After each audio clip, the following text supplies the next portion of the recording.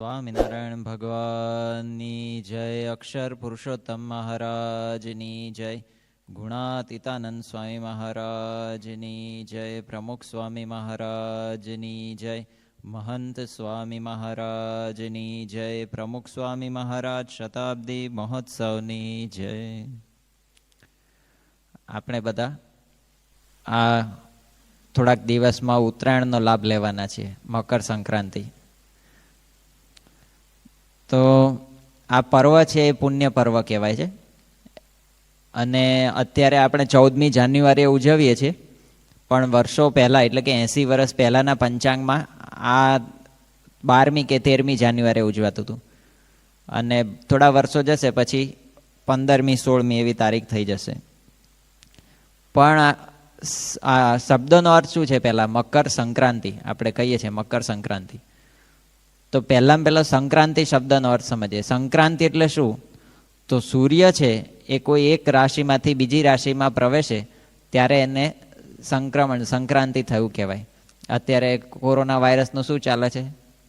સંક્રમણ. એમ એટલે એક માણસમાંથી બીજા માણસમાં પ્રવેશ કરે. એમ સૂર્ય છે એક રાશિમાંથી બીજી રાશિમાં પ્રવેશ કરે એને સંક્રાંતિ કહેવાય છે. તો સૂર્ય છે એ ધન રાશિમાંથી મકર રાશિમાં પ્રવેશ કરે છે. એટલે જેમાં જાય છે એને એ રાશિનું નામ આપ્યું છે, એટલે મકર સંક્રાંતિ આને કહેવાય છે. આ તો સૂર્યની સંક્રાંતિની વાત થઈ, પણ બધા ગ્રહો છે એ પણ સંક્રાંતિ પામતા હોય છે, પણ કંઈ ગ્રહોની સંક્રાંતિ પવિત્ર ગણાતી નથી. સૂર્યની જ પવિત્ર ગણાય છે. જૈમિની ઋષિએ આ દિવસનો મહિમા સમજાવે છે. એમાં પણ જે શુભ મુહૂર્ત છે એની વાત કરી છે. જૈમિની ઋષિ એવું કહે છે કે આ જે સંક્રાંતિ થાય છે ને, હવે સંક્રાંતિ એટલે પાછો એક બહુ જ ઓછો સમય છે કે જેટલા સમયમાં આપણે જે યુવાન માણસ હોય એ આમ આંખનો પલકારો જે કરે ને એના 30મા ભાગ એને તત્પર કહેવાય. એ તત્પરનો 100મો ભાગ એટલે ત્રુટિ કહેવાય. એ ત્રુટિનો 100મો ભાગ જેટલો જે સમય થાય, ફરીથી આંખ પટપટ આવે એમાં જેટલો સમય જાય એનો 30મો ભાગ એટલે તત્પર કહેવાય. એક તત્પર એનો 100મો ભાગ એટલે ત્રુટિ કહેવાય. એનો 100મો ભાગ જેટલો સમય બચે ને એટલા સમયમાં આ સંક્રાંતિ થઈ જાય, એકમાંથી બીજી રાશિમાં પ્રવેશી જાય સૂર્ય.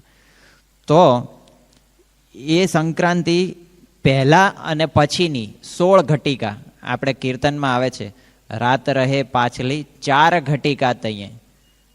એટલે એ 4 ઘટિકા જે માપ છે અહીંયા કીધું છે 16 ઘટિકા. હવે પહેલા અને પછીની 16 ઘટિકા તો કેટલું થાય? તો એની ગણતરી છે કે 12 કલાક અને 46 મિનિટ આ સંક્રાંતિ પહેલા પછીની એ પુણ્યકાળ કહેવાય છે.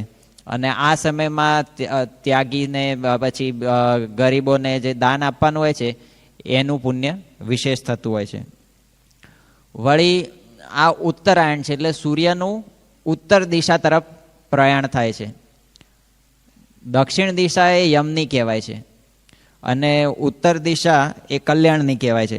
એટલે ભીષ્મ પિતામહ આપણે જાણીએ છીએ કે મહાભારતનું યુદ્ધ થયું એમાં ભીષ્મ પિતામહને બાણ શિયા પર સૂઈ જવું પડ્યું. અર્જુને બાણે માર્યા તો એમને તો ઈચ્છિત મૃત્યુનું વરદાન હતું, એટલે બાણ શૈયા પર સૂઈ ગયા. એમને પ્રાણ છોડવા પડે એવી પરિસ્થિતિ તો ઊભી કરી જ દીધી, પણ હવે એ સમય છે ને પ્રાણ છોડવા માટેનો યોગ્ય હતો નહીં. એ વખતે છે ને ઉત્તરાયણને હજી થોડા દિવસોની વાર હતી, એટલે ભીષ્મ પિતામહે જ્યાં સુધી ઉત્તરાયણ ના આવે ત્યાં સુધી જીવિત રહીને પ્રતીક્ષા કરી, એટલે પીડા વેઠી. કેમ કે ઉત્તર દિશા એ કલ્યાણની દિશા છે, તો ત્યાં સુધી એમણે સહન કર્યું. વળી એવું કહેવાય છે કે દક્ષિણ દિશા એ લૌકિક બધા કામો પૂરા થાય એટલે પ્રેયની દિશા છે, અને ઉત્તર દિશા કલ્યાણની વાત કરીએ એટલે શ્રેયની દિશા છે. આપણે જોઈએ સમાજની અંદર વર્ષોથી માણસ સુખ શોધતો આવ્યો છે. લંકાપતિ રાવણથી લઈને અમેરિકાનો પ્રધાન રોકફેલર બધાએ ભૌતિકતામાં જ આંધળુક્યું કર્યું છે, ભૌતિકવાદમાં જ સુખ માન્યું છે, પણ કંઈ એમાંથી સુખ થયું નથી. ડૉક્ટર ચાર્લ્સ સ્ટાઇનમેટ્સ નામના બહુ મોટા વૈજ્ઞાનિક થઈ ગયા. એમણે વાત કરી છે કે જ્યારે લોકોને સમજાશે ને કે આધ્યાત્મિકતામાં જ સુખ છે અને ભૌતિકતામાં નથી, ત્યારે છે ને આજની પ્રયોગશાળા બધી છે ને એ પ્રાર્થના ખંડોમાં ફેરવાઈ જશે. અને પછી લોકોને એમ લાગશે કે અમે છે ને 4 દાયકામાં જે વિકાસ કરવાના હતા ને એ તો અમે એક જ દાયકામાં કરી નાખ્યો, એવો એમને અનુભવ થશે. તો આના પરથી આપણે એવું કહી શકાય ખરું કે ઉત્તરાયણ એટલે શું છે? તો ભૌતિકવાદમાંથી આધ્યાત્મિકતા તરફની ગતિ એટલે ઉત્તરાયણ. તો એની વાત આપણા શાસ્ત્રોએ બધી વાત કરી છે. આજથી 200 વર્ષ પહેલાં આવી બધી ક્રાંતિ થઈ હતી. આ મકર સંક્રાંતિની વાત કરીએ છીએ, પણ 200 વર્ષ પહેલાં જબરજસ્ત ક્રાંતિઓ થઈ હતી વિશ્વની અંદર, વિશ્વના ઇતિહાસમાં. એ ફ્રાન્સ દેશમાં એવી ક્રાંતિ થઈ હતી, અમેરિકામાં એવી ક્રાંતિ થઈ હતી, રશિયામાં બધી એના પહેલાં ક્રાંતિ થઈ હતી. એ બધી ક્રાંતિ કેવી હતી? તો ગુલામીમાંથી મુક્ત થવા માટે બધી સરમુખત્યારશાહી બધા રાજાઓ હતા. ફ્રાન્સમાં લુઈ નામનો રાજા હતો, પછી આ રશિયામાં ઝાર બધા રાજાઓ હતા, ઝારશાહી હતી. તો એ બધામાંથી મુક્તિ મળવા માટે પ્રજાએ જબરજસ્ત સામે બળવો પોકાર્યો અને ક્રાંતિ કરીને રાજાઓને ઉથલાઈ પાડ્યા અને પછી પોતે એમનું શાસન સ્થાપ્યું, લોકશાહી. તો એ જ સમય બરાબર 200 વર્ષ પહેલાંની આસપાસના સમયની જ વાત છે કે એ વખતે ભગવાન સ્વામિનારાયણે છે ને સાચી આધ્યાત્મિક ક્રાંતિ કરી. એમણે લોકોને વ્યસન દૂષણમાંથી છોડાવ્યા, ભૌતિકવાદમાંથી છોડાવીને આધ્યાત્મિકતા તરફ લઈ ગયા. તો ભગવાન સ્વામિનારાયણે એ ક્રાંતિ કરી. પેલા લોકોએ તો શસ્ત્રનો ઉપયોગ કર્યો હતો, પણ ભગવાન સ્વામિનારાયણે એમણે તો નિશસ્ત્ર ક્રાંતિ કરી, કારણ કે એમનું સાધન હતું પ્રેમ. લોકો પ્રત્યે ભાવ પ્રેમથી ભગવાન સ્વામિનારાયણે બધાના જીવનનું પરિવર્તન કર્યું. વળી આ ઉત્તરાયણનું પર્વ છે એની અંદર ત્રિવેણી સ્નાનનો બહુ મહિમા છે. પ્રયાગરાજ તીર્થ છે એની અંદર ત્રિવેણી 3 નદીઓનો સંગમ છે. તો એની અંદર સ્નાનનો બહુ મહિમા છે. તો એ સ્નાન કરવાથી શું થાય? તો શાસ્ત્રોમાં મહિમા છે કે આપણું દેહ પવિત્ર થાય. પણ જ્યાં સુધી દેહ ભાવ મુક્ત નથી થવાતું ત્યાં સુધી આવી રીતના ગમે તેટલી વખત સ્નાન કરો ને તો પણ કંઈ ફેર પડતો નથી. દેહ ભાવ ટાળવાનો છે. એટલે જ ભાગવતના 10મા સ્કંદના 46મા અધ્યાયના 31મા શ્લોકમાં વાત કરી છે. નહ્યમ મહ્યાની તીર્થાની ન દેવા મૃચ્છિલા મયા તે પુનંતિરુકાલેન દર્શનાદ એવ સાધવમ. શ્રી કૃષ્ણ ભગવાન આ બધા ઋષિ મુનિઓ પ્રત્યે કહે છે આ વાત કે આ જે તીર્થો છે, જળમય તીર્થો, એ જ ખાલી તીર્થ નથી. ભગવાનની પ્રતિમા મૂર્તિઓ છે એ જ ખાલી દેવો નથી.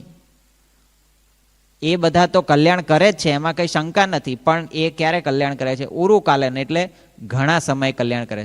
પણ આપ જેવા સંત પુરુષો, મહાપુરુષો, એ તો છે ને સાક્ષાત પોતે તીર્થનું સ્વરૂપ જ છે અને એ તો ખાલી દર્શનથી જ કલ્યાણ થઈ જાય છે. ઉરુકાલેન લાંબા સમય નહીં, તમારા દર્શનથી જ કલ્યાણ થઈ જાય છે. એવો મહિમા આ સંતોનો છે. તો એ સંત ત્રિવેણીમાં આપણે સ્નાન કરવાનું છે.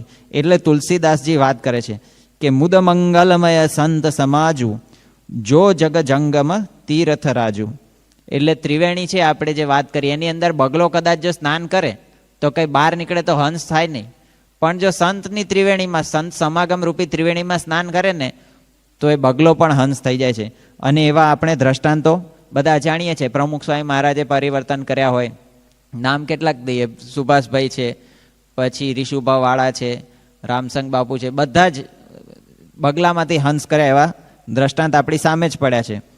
પછી આ ઉત્સવ છે એનો બીજો મહિમા છે દક્ષિણ ભારતની અંદર. આને આગલી રાત હોય એટલે કે 13મી જાન્યુઆરી સમજીએ, એને ભોગી કહેવાય. તો ભોગીમાં શું કરવાનું હોય? તો બધા લોકો હોય ને ઘરનો બધો કચરો ભેગો કરે અને ભેગો કરીને એને ઘરની સામે જ સળગાવે. એનો ભાવ એવો હોય કે ઘરમાંથી બધા કજિયા કંકાસને બધું ટળી જાય. પણ સાચી રીતે આ ઉત્સવ તો છે ને પ્રમુખ સ્વામી મહારાજે ઉજવ્યો છે. એમણે ઘરે ઘરે, ગામડે ગામડે વિચરણ કરીને લોકોના ઘરમાંથી વ્યસન દૂષણ, બધા કુટેવો, દુરાચારી બધું કાઢ્યું છે. એટલે સાચા અર્થમાં તો એમને પ્રમુખ સ્વામી મહારાજે આ ઉત્સવ ઉજવ્યો છે. અને પાછો આ સૂર્યનો ઉત્સવ, આપણે ઉત્તરાયણનો ઉત્સવ છે, એમાં તો સૂર્ય શું કરે? આમાં અત્યારે ઉત્તરાયણ બાજુ ગતિ કરે ઉત્તર તરફ, પણ પછી 6 મહિના પછી વળી પાછો દક્ષિણમાં એટલે કુંભ રાશિમાં એ વખતે પ્રવેશ કરી જાય છે. પણ પ્રમુખ સ્વામી મહારાજે જે પરિવર્તન કર્યા ને એ ક્યારેય દક્ષિણમાં પાછા જતા નથી. એમના પરિવર્તન એ હંમેશા ઉત્તર તરફ જ, એટલે ઉન્નતિ તરફ જ હોય છે. તો એવા પરિવર્તનો પ્રમુખ સ્વામી મહારાજે કર્યા છે. આ તીર્થોમાં ઉત્સવને જૈનો બધા પ્રતિક્રમણ કહે છે. તો પ્રતિક્રમણનો અર્થ શું છે? તો અશુભ કર્મો કર્યા હોય એ બધા જે પાપ કર્યા હોય એને કબૂલવાના અને શુભ કર્મો કરવા તરફ આગળ વધવાનું, પ્રગતિ કરવાની, એને પ્રતિક્રમણ કહેવાય છે. પણ આ તો શું ખાલી એક ઉત્તરાયણના દિવસે જ કરવાનું હોય? આ તો કાયમ માટેનું છે.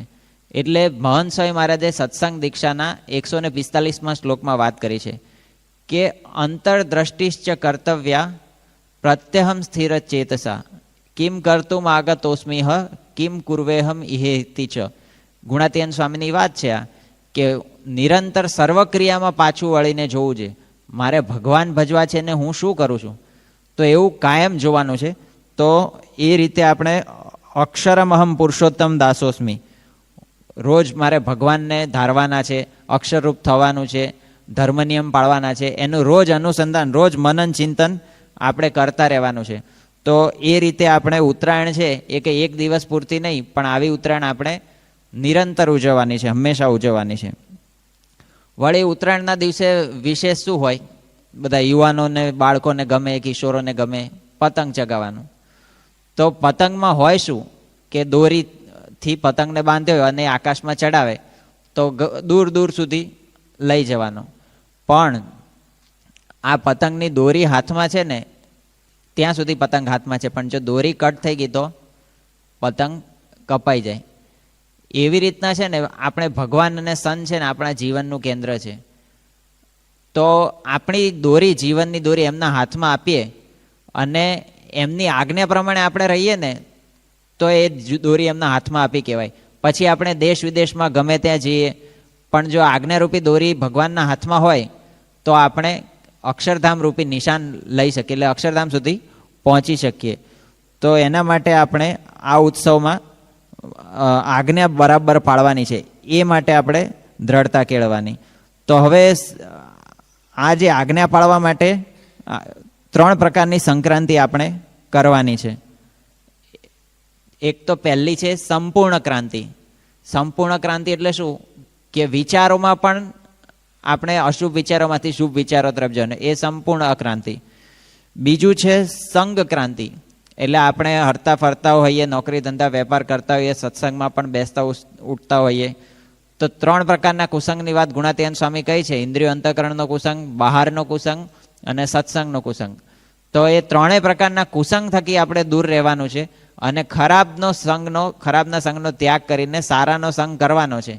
તો એવી સંક્રાંતિ આપણે સંગ ક્રાંતિ કરવાની છે. અને ત્રીજું છે સંઘ ક્રાંતિ, એટલે કે સમ સુરતભાવ અને એકતા. એ 3 પ્રકારે આપણે ક્રાંતિ કરવાની છે. ગુણાતીતાન સ્વામીએ વાતોમાં કહ્યું કે 2 જણ એક જ રુચિવાળા હોય તો એ હજારો ને લાખો બરાબર છે.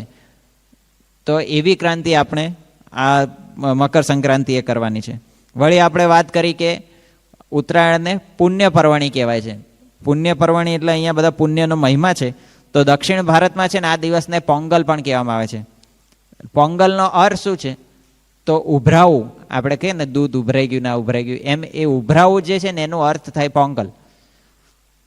તો આ દિવસે લોકો શું કરે? તો દૂધમાં ભાત રાંધે અને ભાતને ઉભરાવા દે, એવી પ્રથા છે. એના પાછળનો ભાવાર્થ શું છે કે આવી રીતના અમારા ઘરમાં પણ સંપત્તિ, ધન, ઢગલા, સમૃદ્ધિ બધું એ ઉભરાય, એની અંદર ભાવ છે. ગુજરાતમાં છે ને આ દિવસે નવા ધાનનો ખીચડો બનાવીને ખાવાની પ્રથા છે.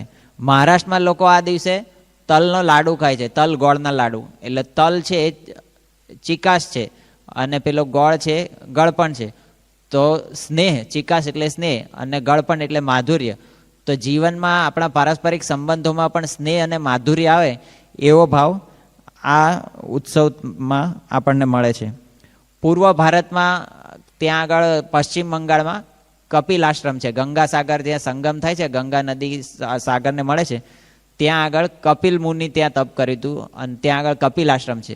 તો ત્યાં આગળ બધા આ દિવસે ગંગા સ્નાન કરવાનો લાભ લે છે અને કપિલ આશ્રમમાં કપિલ મુનિના દર્શન કરે છે. હવે આ ઉત્તરાયણ પર્વની એક પૌરાણિક કથા છે આની સાથે જોડાયેલી. દ્રોણાચાર્ય આપણે જાણીએ છીએ મહાભારતનું પાત્ર છે. તો દ્રોણાચાર્યના લગ્ન એ કૃપાચાર્યની બેન કૃપી સાથે થયા હતા. હવે એ દ્રોણાચાર્યના પત્ની કૃપી એમણે દુર્વાસા ઋષિ પાસે પ્રાર્થના કરી અને કીધું કે મારે પુત્ર જોઈએ છે.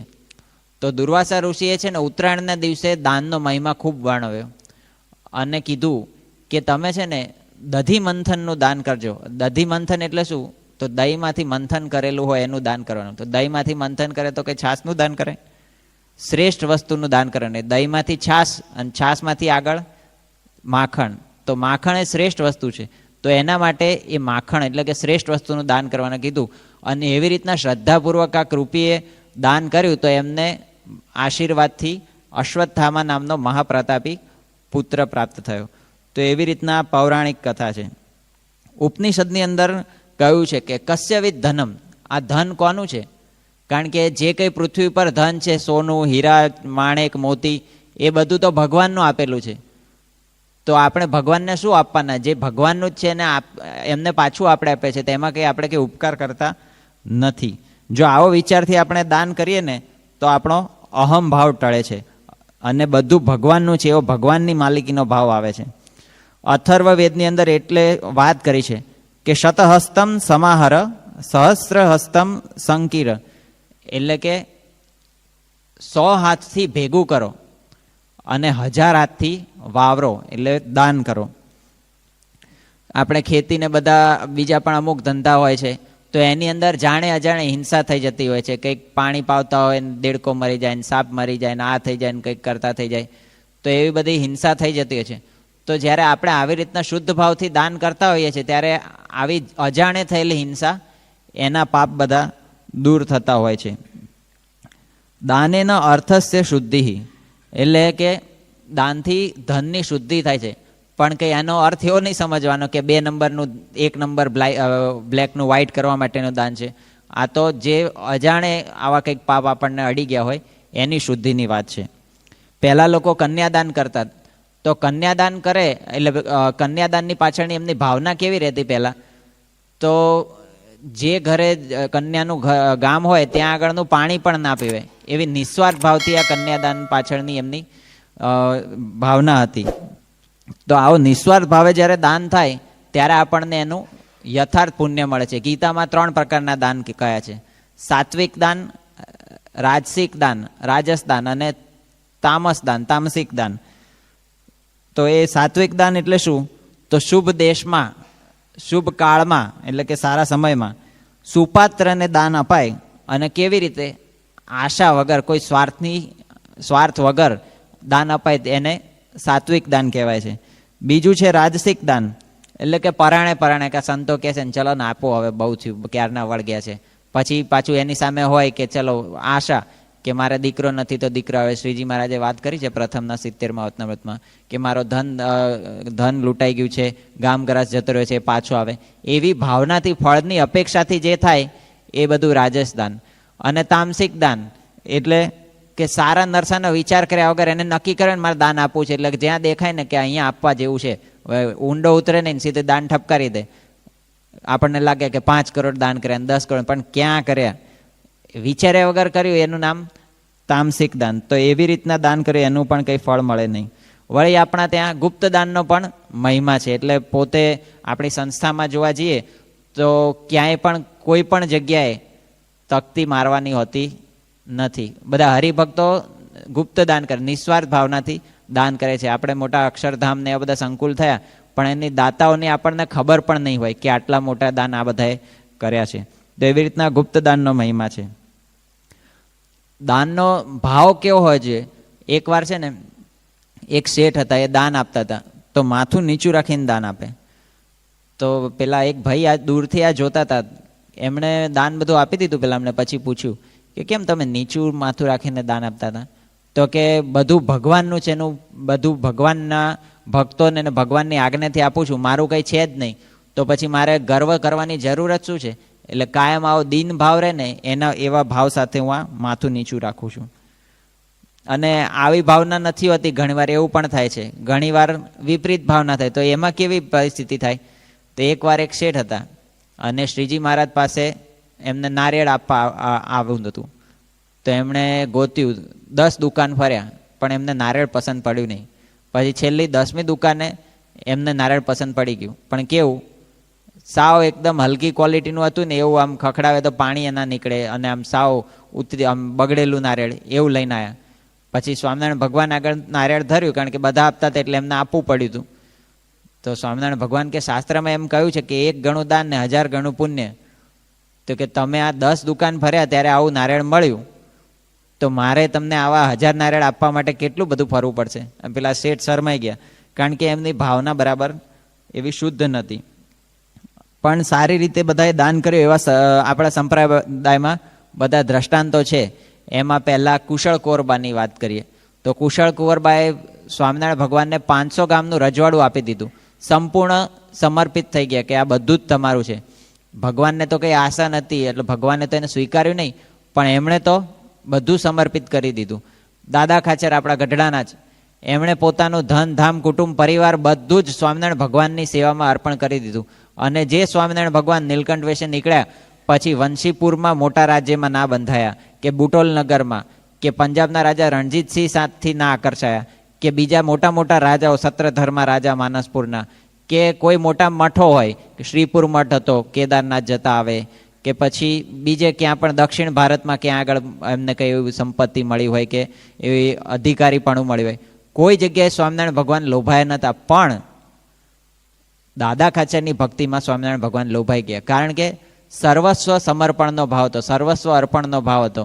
એટલે દાદા ખાચરને એવું સમર્પણ હતું, તો આપણા સંપ્રદાયમાં એ પ્રસિદ્ધ છે. બીજા ભક્ત છે જૂના સાવરના જીવણો ખુમાણ. હવે જીવણો ખુમાણ એટલે કોણ? તો એના પિતાશ્રી એટલે ઉગા ખુમાણ જૂના સાવરના, કે ગુણાતીયન સ્વામી એમના ગામમાં માગવા ગયા હતા જોડી, અને એમણે સ્વામી અને સંતોને મારીને ગામની બહાર કાઢી મૂક્યા હતા. અને પછી સ્વામી એવી પ્રાર્થના કરી હતી કે આપ દરબારને ઘેર દીકરો આવે. તો એ જે દીકરો જન્મ્યો એનું નામ હતું જીવણા ખુમાણ. તો એ જીવણા ખુમાણ એવા સત્સંગી થયા કે એમને બધું જ સ્વામીને સમર્પિત કરી દીધેલું, બધું ભગવાનને અર્પણ કરી દીધેલું. એમના ઘરમાં કોઈ વસ્તુ આવી હોય સારી હોય, અને કોઈ એમ બોલે ને કે આ તમારું ઘોડી બહુ સારી છે, તો સારું શબ્દ જેના પાછળ આગળ લાગે ને એ બધું જ ભગવાનને અર્પણ કરી આવે, સંતોને અર્પણ કરી આવે, કોઈ વસ્તુ રાખે નહીં. તો એવો સમર્પણનો ભાવ જીવણા ખુમાણને હતો.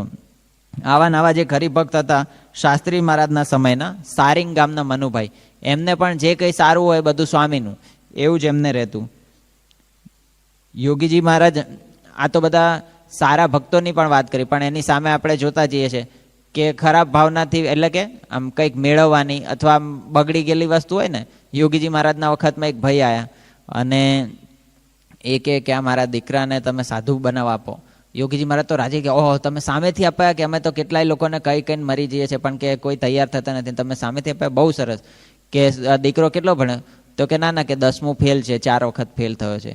અચ્છા વાંધો નહીં. પછી કંઈ નોકરી ધંધો કરતો હતો? હા, કે નોકરી ધંધો કરતો હતો, પણ શેઠના ત્યાં 3-4 જગ્યાએ ગયો, પણ એને કોઈ જગ્યાએ રાખ્યો નહીં.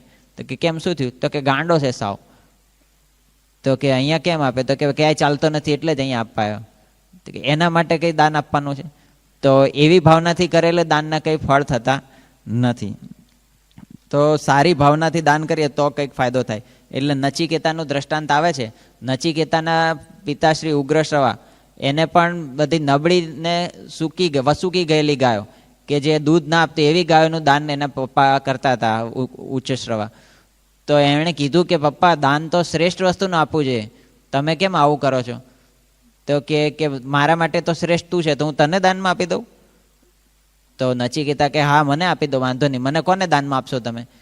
તો એણે તો ખાલી આમ ગમ્મતમાં કીધું હતું પેલા પિતાએ, પણ નચિકેતાએ તો ખરેખર સાચી રીતે કીધું. અને બહુ પૂછપૂછ કર્યું ને એટલે નહીં આપણે એમ કહીએ કે જા મરને, એમ એણે કહી દીધું જા, તને જમને દીધો. અને નચિકેતા તો ખરેખર ત્યાંથી નીકળી ગયો.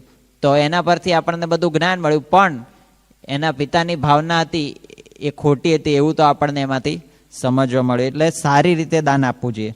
હવે સારી રીતે દાન આપવું જોઈએ બધું બરાબર, પણ કોને દાન આપવું જોઈએ એ પણ એટલું બધું અગત્યનું છે. તો સુપાત્રને દાન આપવું જોઈએ. હવે સુપાત્ર કોણ હતા? તો પુરાણોથી લઈને આપણે અત્યારે બધા દ્રષ્ટાંતો ઘણા બધા જાણીએ છીએ, એમાં બલિરાજાની વાત આવે છે. તો બલિરાજા છે એ બહુ મોટા ભગવાનના ભક્ત થઈ ગયા, અને એમના ત્યાં વામન ભગવાન આવ્યા, અને એ તો સાવ બટુક વેશે હતા, બ્રાહ્મણ વેશે, અને એમણે દાનની માગણી કરી કે મને 3 ડગલા પૃથ્વી આપો. તો બલિરાજા પહેલાં હસ્યા કે તમે કંઈક વિશેષ માગો, આટલાથી શું થશે? તો વામનજીએ કીધું કે જેને 3 ડગલા પૃથ્વીમાં સંતોષ નથી એને ક્યારેય જિંદગીમાં સંતોષ થશે નહીં. તો પછી તો બલિરાજાએ હા પાડી દીધી અને દાન આપ્યું. ત્યાં તો વામન ભગવાનમાંથી વિરાટજી થયા, વિરાટ ભગવાન થયા. અને પહેલું ડગલું મૂક્યું ત્યાં તો પૃથ્વી લઈ લીધી, બીજું ડગલું મૂક્યું 3 લોક લઈ લીધા. હવે ત્રીજા ડગલે મૂકવું ક્યાં? પછી બલિએ કીધું કે મારું માથું બાકી છે, એના પર મૂકો, અને બલિને પાતાળમાં નાખી દીધો. તો માથું એટલે શું? તો સર્વસ્વ સમર્પણ કર્યું બલિરાજાએ, પોતાનું કંઈ રાખ્યું ને. એને પાછી ભાવના કેવી, જ્યારે ભગવાને બલિને સૂતલમાં મોકલી દીધો ત્યારે બલિ ભગવાનના પગ ચાટવા માંડે. તો ભગવાન કે કેમ, આ શું કરે છે તું? તો કે ભગવાન મારો અસુરનો દેહ છે અને મારા વાળ છે ને એ બધા કાંટા જેવા છે, તો તમારા આ કોમળ ચરણો છે ને એમાં આપને વાગ્યા હશે, માટે હું આ પગ ચાટું છું. તો એની ભક્તિથી ભગવાન પ્રસન્ન થઈ ગયા અને એના આંગણે ભગવાન ત્યાં કાયમ માટે બંધાઈ ગયા. તો એવો ભગવાનની કૃપા થઈ, પણ બલિરાજાને એવો સર્વસ્વ સમર્પણનો ભાવ હતો એટલે થઈ. કૃષ્ણ ભગવાનના સમયમાં આપણે જાણીએ છીએ કે ભગવાન તો નાના હતા અને એક ફળ વેચવાળી બાઈ આવી અને ભગવાનને એણે કીધું કે મને ફળ આપો. કૃષ્ણ ભગવાને તો બાઈએ બાળક જાણીને ફળ આપ્યા, પણ કોને આપ્યા એ અગત્યનું હતું. અને બાઈએ તો ફળ આપ્યા, ત્યાં તો ભગવાને એને આખી છાબડી સોના મોરોથી ને બધા સુવર્ણના આભૂષણોથી આખીથી ભરી દીધી, ખાલી હાથ મૂકે એટલામાં. તો કોને દાન આપ્યું છે એના પર આખું બધું આધારિત છે. નીલકંઠવાણીને જસુબાએ પાણી પાયું હતું, નાના હતા જસુબા, અને નીલકંઠવાણી વિચરણ કરતાં કરતાં ગુજરાતમાં આવ્યા હતા અને હજી લોજ જવાનું બાકી હતું. તો જસુબાએ પાણી પાયું. તો નીલકંઠવાણીએ કીધું કે જા, હું તને રાણી બનાવીશ, અને પાછળથી દાદા ખાચર સાથે એમના લગ્ન થયા અને પોતે રાણી બન્યા. મોણપુરના મોઘીબા, એમણે શ્રીજી મહારાજે માણકી માગી એમની પાસે, તો એમણે માણકી આપી. અને શ્રીજી મહારાજે પૂછ્યું કે તમારું નામ શું છે? તો કે મોઘીબા. તો શ્રીજી મહારાજ કે જાઓ, મોઘા મૂલના થશો. અને પછી એ મોઘીબા ગોંડલના મહારાણી થયા હતા. તો આવી રીતના સાચા પાત્રને દાન આપવું જોઈએ. એ સાચું પાત્ર કોણ છે એ તો આપણે સૌ જાણીએ છીએ કે ભગવાન અને સંત. તો એવા સંત છે એને આપણે દાન આપવાનું છે. પણ ખરેખર મોટામાં મોટું દાન તો શું છે? તો આ જન્મ મરણમાં ચક્રાવામાંથી કોઈ મુક્તિ આપે ને, એ મોટામાં મોટું દાન છે. અને એ દાન કંઈ આપણે આપી શકવાના છીએ? આપણી કોઈ તાકાત નથી. એ દાન તો કેવળ ભગવાન અને સંત જ આપવાના છે. તો જે દાન છે, જે કંઈ આપણે પુણ્ય છે બધું એ આપવાવાળા તો સંત જ છે. આપણે તો એક સામાન્ય નિમિત્ત જેવું આમ કાર્ય કરીએ છીએ કે એમને આજે કલ્યાણનો આખો ઝંડો ઉપાડ્યો છે, જીવોને માયામાંથી કાઢીને ભ્રમરૂપ કરવાનો, એને આપણે થોડોક ટેકો અડાડીએ છીએ અને એમના કાર્યમાં થોડો સહકાર આપીએ છીએ. અને એ પણ એમણે જ આપેલું છે પાછું. આપણે તો ખાલી ભક્તિ તરીકે એ બધું લેખાઈ જાય છે. તો આજના દિવસે મહારાજ સ્વામીના ચરણોમાં પ્રાર્થના કરીએ કે આપણને આવો પુણ્ય અવસર, પુણ્ય પર્વણી સમયે આપણને આવો સત્સંગ પ્રાપ્ત થયો છે, ભગવાન અને સંત પ્રાપ્ત થયા છે, તો એમને આપણે સાચા ભાવથી દાન કરીને આપણો જન્મ સાર્થક કરી લઈએ. શ્રી સ્વામિનારાયણ ભગવાન.